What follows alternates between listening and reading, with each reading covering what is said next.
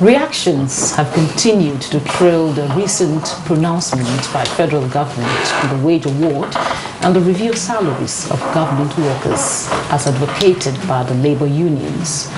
Now, while some people see the move as a welcome development to alleviate hardship brought about by the subsidy removal, others are of the opinion that the move will impact the nation's economy negatively.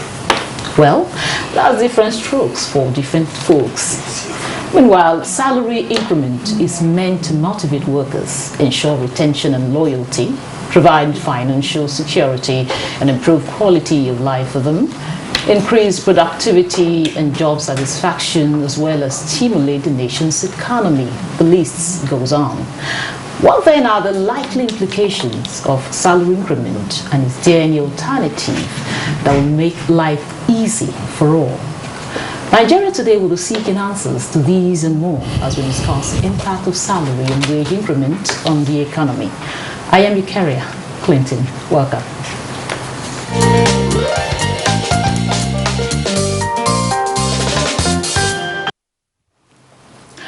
Now, joining me in the studio to discuss the salary increment, impact of the salary and wage increment on the economy is Dr. Tochukwu Okafor.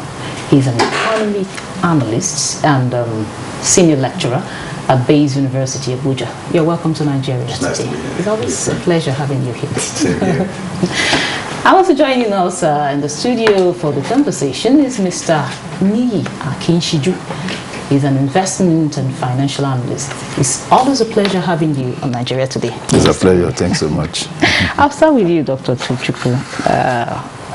How necessary, or rather, how necessary is or was the wage and the salary increase? Well, like you said earlier, the debate has been going on as to whether it's good, it's bad. But I think, in my own opinion, it's a step in the right direction, just briefly, temporarily. And the reason why I say this, while a lot of people say that it would have an inflationary impact on the economy, I think I might have to disagree in that regard. Reason is, if you look at the statistics, I mean, the total number of federal civil servants, I think about 1.1 million, I think 1.1, 1.2. If you multiply that by the 35,000, we're going to be seeing an estimate of 40 billion, 38, but 40 billion. The amount of revenue that comes in per month to the country is around 16 trillion, right? That's just a drop in the whole grand scheme of things. Now, in the pronouncements made during the meeting, I think the federal government said something about bringing certain buffers, and I'll explain why. He said something about the CNG buses to actually reduce the whole pressure on fuel. And they said something about SMEs, giving funds to SMEs, even though that was open-ended as far as I'm concerned. They also said something in the lines of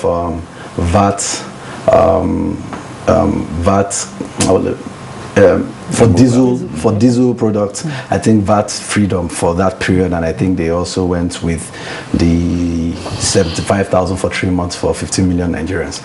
Now, I personally, am an advocate of saying policy impact analysis, and I think this is the time that if you're putting buffers, the buffers shouldn't be for the policy you're about to make or the policy you've made. It should be for the policy you're about to make.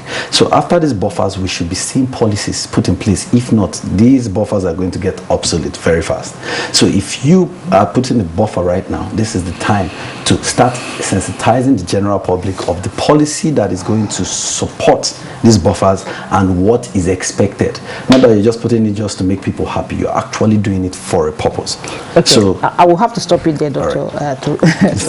Because I know you can go on and on if I stop you. Now, Mr. Niyi, now with the current value of Naira, you see how it's dropping.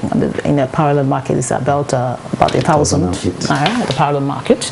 Now, how and now the wage increase, of course, the wage award has been announced. Now, how can it improve workers' well-being, or will the pronouncement or the increment or the money, the wage award, will it have impact on the workers' well-being? Yeah, well, first, how do we define what is wage in the first instance? There are two perspectives to it. Wage is cost of labor. Wage is reward for labor. And to that extent, it translates to mean the basis of sustenance, for the laborer of whatever class.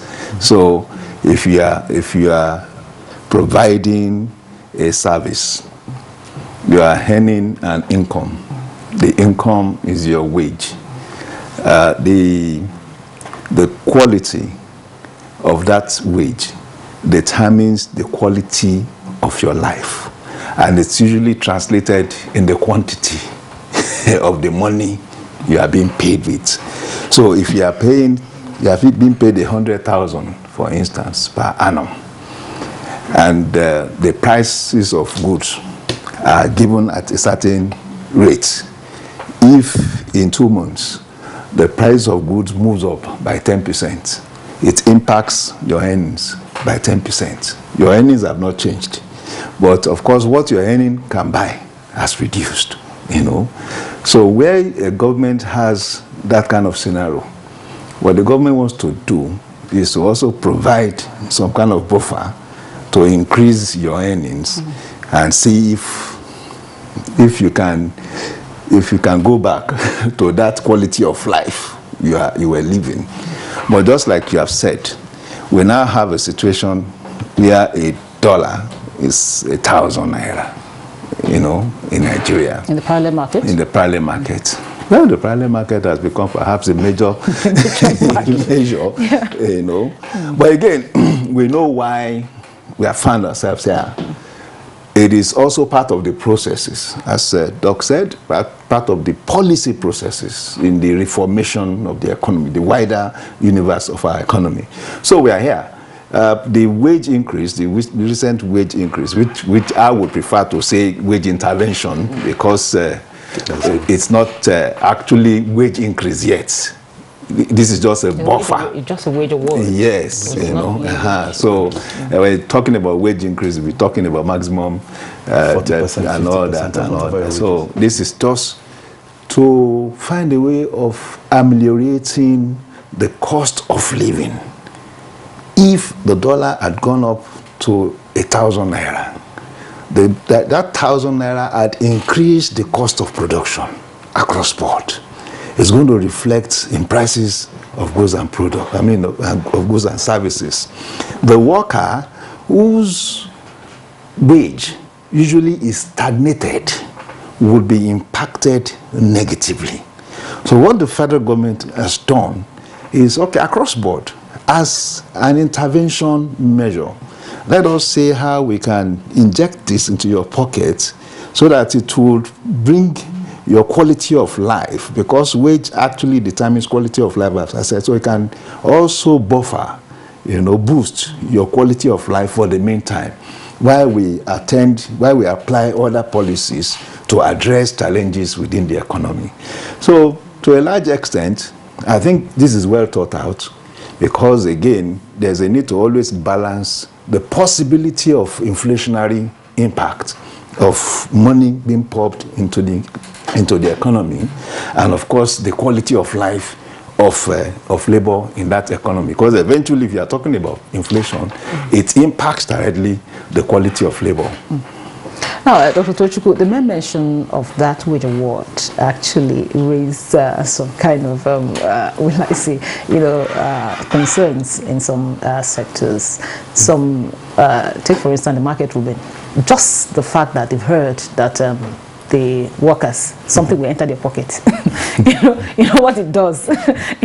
So what would be the impact? I'm talking about what the microeconomic and the macroeconomic impact of these, the wage award and of course the salary increment that we're still expecting on the economy. Okay, if you recall, when I was talking, I said there were some pronouncements made after the wage award. And I told you, even though it was open-ended, the federal government said they would look into SMEs, right? SMEs, and I think transportation is also another major thing they know that affects artisans and the informal sector. But personally, I just feel that the wage award is actually something that is just hanging right now, waiting for someone to utilize it. Like clay that has not been molded. Now, two things can happen. They can do this and do what we've been doing in times past. Wait till it festers and becomes obsolete. Because the chances are, if we are not producing, our money is not still coming in, at the end of the day, we're still going to see exchange rate devalue excessively. Today, the oil petrol marketers were already complaining that the landing cost of petrol is already 720, and then the federal government is monopolizing it to the NNPC. Now, if that argument continues, the chances are we might see a fuel price hike in the near future, right? But that aside, at least no proclamation or no pronouncement has been made in that regard. But with regards to inflation, I've said this over the months, and I will keep saying it. Inflation is going to keep going on as long as the fundamentals are not handled. If the money outside the CBN is still more than the money within the CBN, no matter the policy we are talking, it's still going to go up. And the Monetary Policy Committee should sit down with the research team and do something about it. And as long as that keeps happening, it's going to keep eating into any policy that they are going to make moving forward, regardless of what buffers you put in place, right? And inflation, like he said, is also one of the major problems that is affecting the exchange rate via production. Because as long as the cost of production is high, people are going to be discouraged from producing as a result of inflation, and as a result of that, by extension, this is at the micro level, by extension, you're going to be seeing that the exchange rate or the value of what we are getting in versus what is going out is going to be limited. So the truth about it is, at this point, these buffers are good. It's celebratory, but it's temporary. We should understand that and know that this temporary period, we should put the right things in place. Buffer policies or profile policies, if the CNG is what we are doing, sensitize the public about it, at least at the barest minimum, so that the trust deficit between the government and the citizenry will begin to reduce. So if the CNG is what we are talking, let's focus on CNG rather than put CNG, VAT on diesel, and then at the end of the day, none is done. Focus, sensitize, and then see what happens from there. But at the end of the day, it's a good policy in the right direction for me. It's a good. All right, now we'll take a short break. It is still Nigeria Today. We'll feel the pulse of some Nigerians on the topic, on what they feel about the increment of the wage award and, of course, the salary review. Stay with us.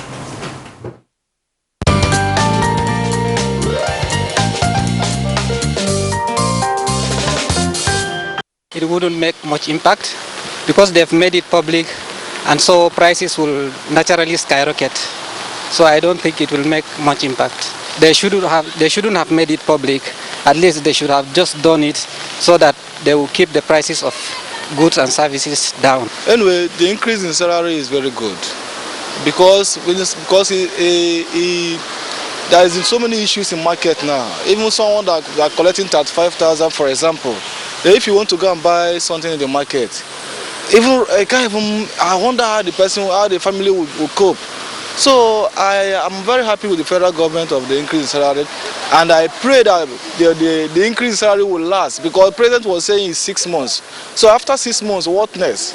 Well, everything is becoming so politicized. If you are increasing salary and wages, why won't it be silent?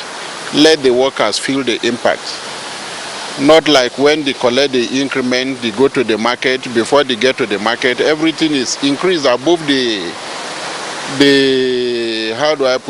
increment, which is either not possible at the moment, maybe by announcement has not taken effect, but when they get to the market is already inflated in every area.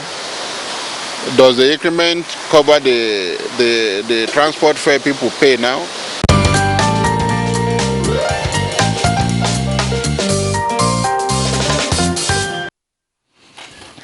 Welcome back. It is still Nigeria Today, and we are looking at the increment, the impact of the increment of wage and salary on the economy. And my guests are still here with me, two gentlemen.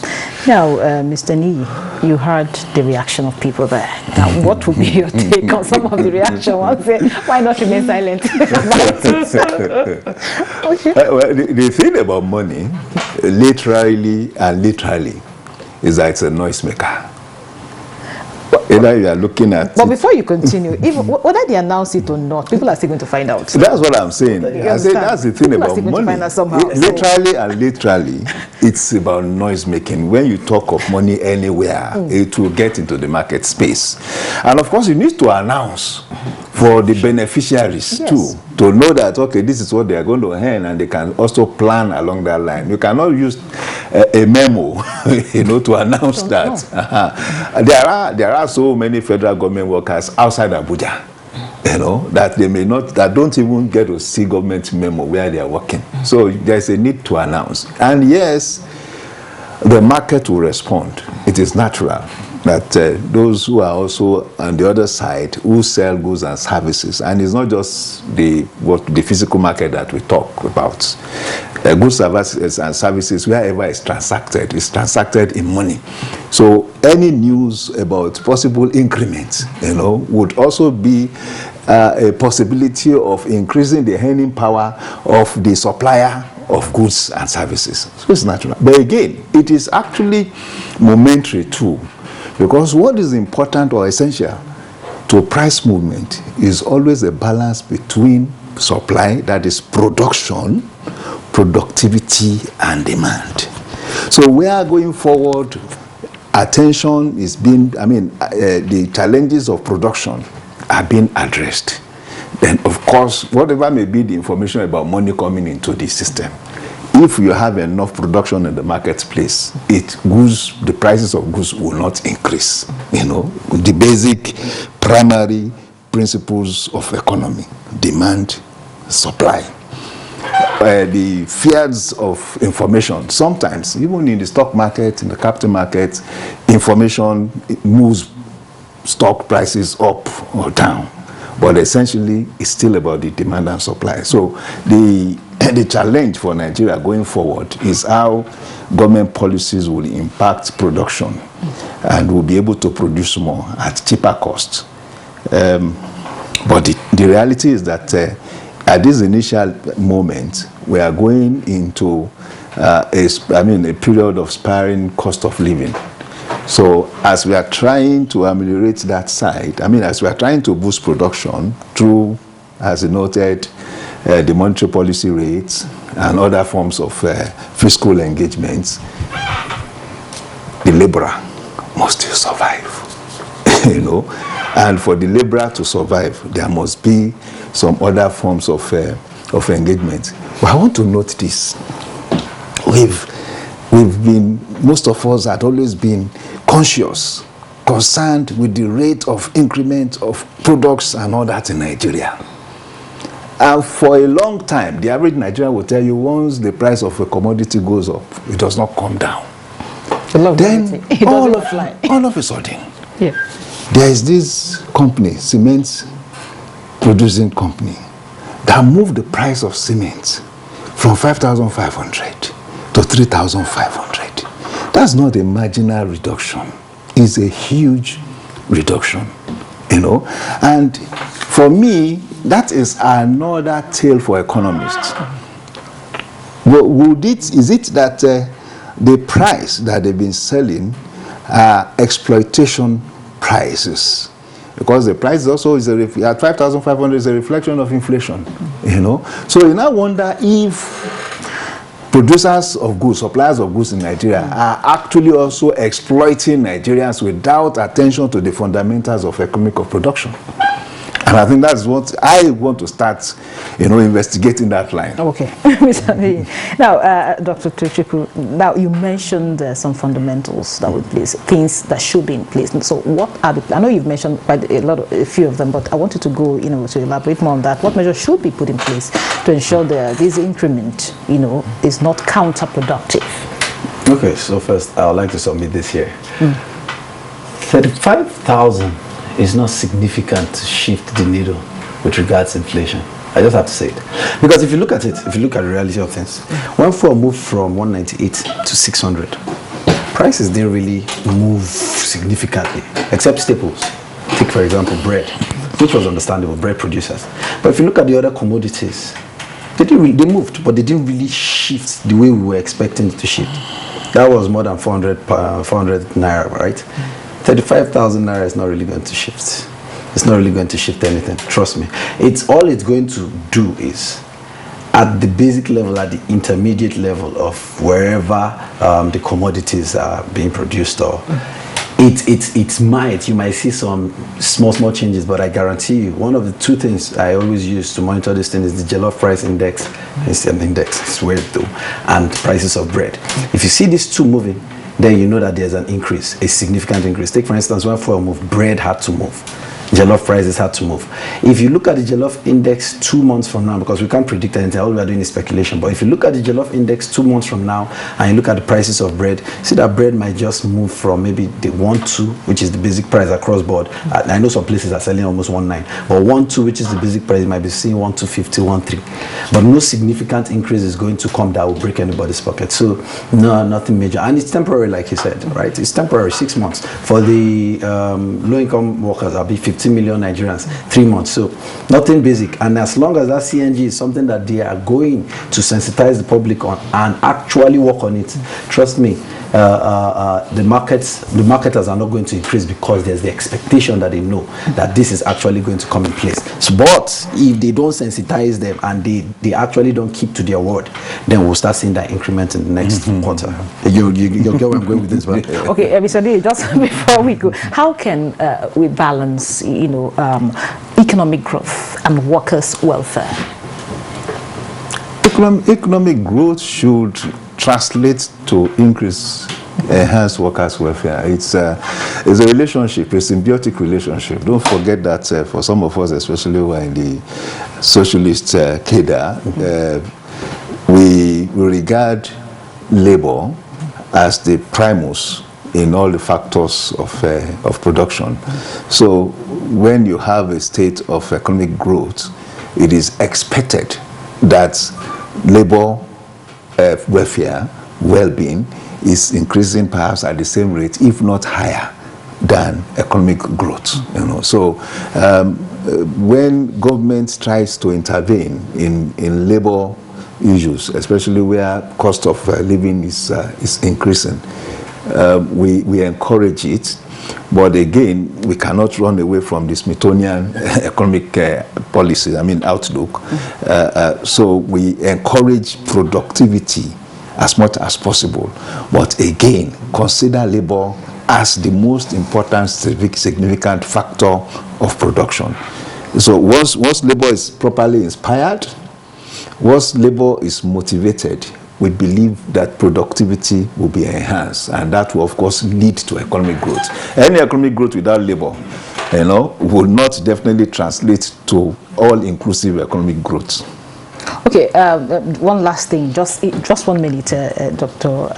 Tochukwu. Some economic analysts have advocated intervention in critical development, sectors of the economy, saying it will be more far-reaching, it will have far-reaching effects on the entire country than just, increasing the salary of just a few. What would be your take on that? Fundamentals, right?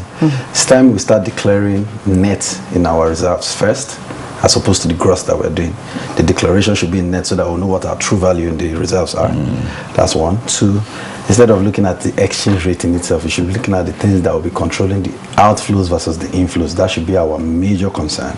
And then secondly, with regards to inflation, I would always say it here, at some point we should start sensitizing the public on demonetization. At that point, we are now taking the bull by the horn. But as long as we keep beating the corners, it's just going to be a rat race that will keep going round and round. That's my summary. Thank you very much. Just like the way you just made it very brief. Very, very unlike you. Well, that's been Nigeria Today. I'd like to appreciate Dr. Tochukwu Okafor, an economic analyst and a senior lecturer at the Bayes University, Abuja. Thank you very much for coming on the program. And also a very big thank you for Mr. Ni Akinshiju, who is an investment and financial analyst. Thank you so much for honoring our invitation. It's a pleasure always. Thanks so much. And thank you for having you there. And don't forget, Nigeria Today air weekdays at 7:30 p.m. on NTA News 24. You can also check out these episodes and other episodes on www.youtube.com/NTA News 24 Hub. Once again, thank you for watching. I am your carrier, Clinton. Have a wonderful weekend.